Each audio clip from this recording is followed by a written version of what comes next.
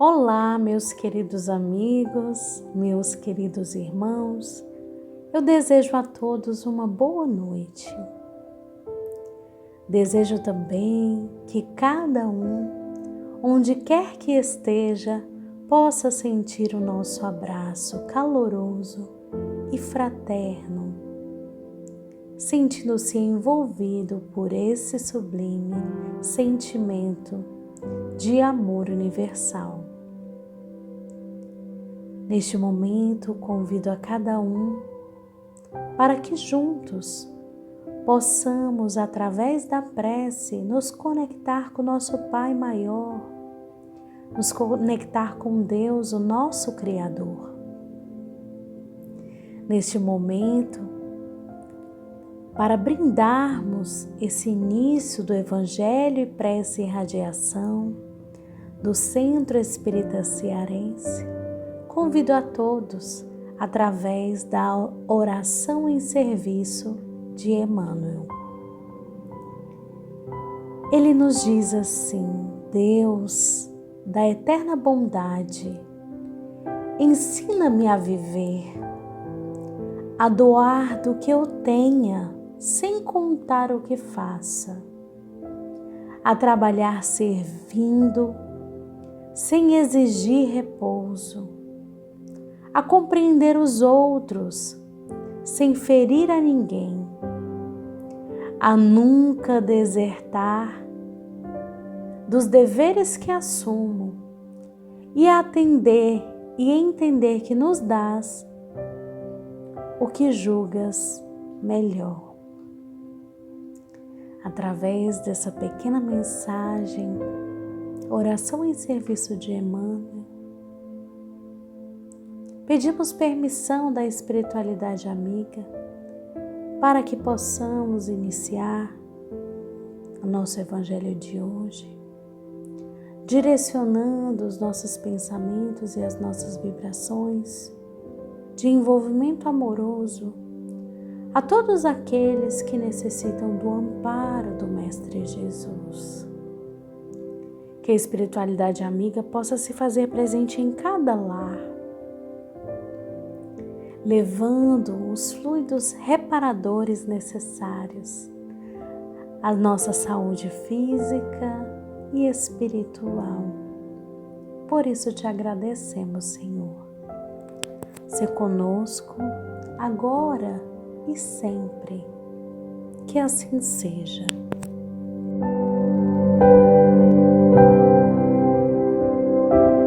Boa noite, irmãos. Neste momento, convidamos a todos para a leitura do Evangelho segundo o Espiritismo. Será o capítulo 16, Não se pode servir a Deus e a Mamon. O item 13, Emprego da Fortuna. Ao homem, sendo o depositário, o gerente dos bens de Deus, depositou em suas mãos. Lhe será pedida severa conta do emprego que deles tiver feito, em virtude do seu livre-arbítrio. O mau emprego consiste em não fazê-los servir senão a satisfação pessoal. Ao contrário, o emprego é bom todas as vezes que dele resulta um bem qualquer para outrem. O mérito é proporcional ao sacrifício que se impõe. A beneficência não é senão o modo do emprego da fortuna. Ela alivia a miséria atual, aquieta a fome, preserva do frio e dá asilo àquele que não o tem. Mas um dever igualmente imperioso, igualmente meritório, consiste em prevenir a miséria nisso. Sobretudo, está a missão das grandes fortunas, pelos trabalhos de todos os gêneros que podem fazer executar. E devessem elas disso tirar um proveito legítimo. O bem não existiria menos, porque o trabalho desenvolve a inteligência e realça a dignidade do homem, sempre confiante em poder dizer que ganhou o pão que come. Ao passo que a esmola humilha e degrada. A fortuna concentrada numa só mão deve ser como uma fonte de água viva, que derrama fecundidade e bem-estar em torno dela. Ó vós ricos, se a empregardes segundo os desígnios do Senhor, vosso coração, o primeiro, se saciará nesta fonte benfazeja. Tereis nesta vida os inefáveis gozos da alma em lugar dos gozos materiais do egoísta, que deixam o vazio no coração. Vosso nome será abençoado sobre a terra, a quando a deixardes. O soberano Senhor vos dirigirá a palavra da parábola dos talentos. Ó bom e fiel servidor, entrai no gozo do vosso Senhor. Nessa parábola, o servidor que enterrou na terra o dinheiro que lhe foi confiado não é a imagem dos avarentos entre as mãos dos quais a fortuna é improdutiva. Se, entretanto, Jesus fala principalmente das esmolas, é porque naquele tempo e naquele país onde ele vivia, não se conheciam os trabalhos que as artes e a indústria criaram depois, e nos quais a fortuna pode ser empregada ultimamente para o bem geral. A todos aqueles que podem dar, pouco ou muito, eu direi, pois, dá esmola quando isso for necessário, mas, tanto quanto possível, convertei-a em salário, a fim de que aquele que recebe dela não se envergonhe. Fénelon, Auger, 1860. Após essa leitura tão edificante, meus irmãos, vamos refletir um pouco a respeito de alguns pontos que Fénelon nos traz no Evangelho segundo o Espiritismo. Primeiramente, meus irmãos, precisamos compreender que tudo o que há no mundo, as riquezas, os bens materiais, são todos advindos do nosso Pai Maior, Deus. Pertencem a Ele todas as riquezas que existem nesse mundo. Essa riqueza foi emprestada por Deus a muitos de nós, para que fôssemos uma espécie de gestores divinos, a bem administrar esses recursos enquanto nos encontramos aqui, na nossa experiência no planeta Terra, nessa encarnação. Então, meus irmãos, precisamos sempre refletir e buscar o aprendizado de como fazer o melhor uso dos bens materiais, né? Então, os bens materiais concedidos por Deus, né, confiou em nós a sua administração, mas certamente também nos exigirá as contas, ou seja, prestaremos conta de tudo o que fizermos neste planeta. Possuímos o nosso livre-arbítrio, que nos dá a possibilidade de ter escolhas diante da vida. E por isso podemos escolher qual uso da riqueza, qual uso dos bens materiais nós faremos.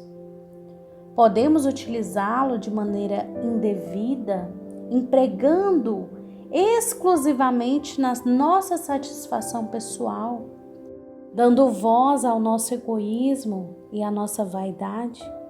Ou podemos escolher fazer uma utilização voltada para o bem, pois a riqueza bem empregada é o móvel da beneficência, que tanto bem pode causar à humanidade. Então, meus irmãos, praticar o bem através dos recursos materiais que estão disponíveis para nós, que foram emprestados por Deus temporariamente, através da beneficência, através da prática da caridade. Porque esses bens podem ser empregados para prestar socorro a alguém que encontra-se em necessidade, atendendo ali o que for mais urgente, a fome, o frio, a falta de um lar, de uma moradia, um abrigo, criando oportunidades de trabalho, ou seja, não só buscando reparar as consequências da miséria, mas buscando evitá-la através de geração de empregos de maneira justa. O trabalho, meus irmãos, desenvolve a inteligência e exalta a dignidade humana, enquanto que oferecer apenas esmolas pode humilhar muitas vezes o nosso irmão. Então, se necessário for, que aliviemos o seu sofrimento, mas se houver oportunidade, se pudermos converter a esmola em um salário justo por um trabalho prestado, por uma oportunidade, certamente aquele nosso irmão que se encontra na posição de recebedor naquele momento se sentirá muito mais digno diante de um ato de beneficência. Então, todos aqueles que possuem recursos financeiros disponíveis devem buscar sempre empregá-lo em benefício de todos, para o progresso da humanidade. A riqueza, meus irmãos, quando concentrada em uma única mão, deve ser como uma fonte de água viva, espalhando fecundidade e bem-estar ao seu redor, ou seja, matando a sede de todos. Assim devem ser empregados os bens materiais que nos foram concedidos. Os bens materiais, portanto, pertencem ao nosso Pai, e Ele nos confiou temporariamente, mas deveremos prestar contas. Por isso, cabe a cada um de nós utilizá-la de maneira correta, justa, voltada para a prática do bem, convertendo sempre que possível em salário, a fim de que possamos preservar a dignidade de nossos queridos irmãos. Muita paz a todos.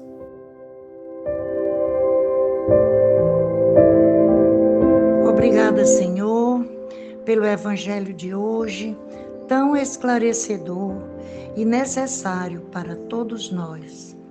Obrigada também por todas as bênçãos concedidas em todos os momentos felizes e também difíceis que passamos neste mundo de expiações e provas, o qual concedestes para o nosso aprimoramento. Elevamos agora os nossos pensamentos a todos os nossos irmãos dirigentes do SEC, pedindo ao nosso Senhor Jesus que lhes dê saúde, paz e perseverança em seus propósitos ao bem comum. Te pedimos também a permissão que seus abnegados mensageiros espirituais possam nos favorecer, fluidificando todas as nossas águas, colocando nelas os bálsamos magnéticos vitais, necessários de que carecemos, proporcionando-nos saúde e vitalidade. Que Deus nos dê a sua paz.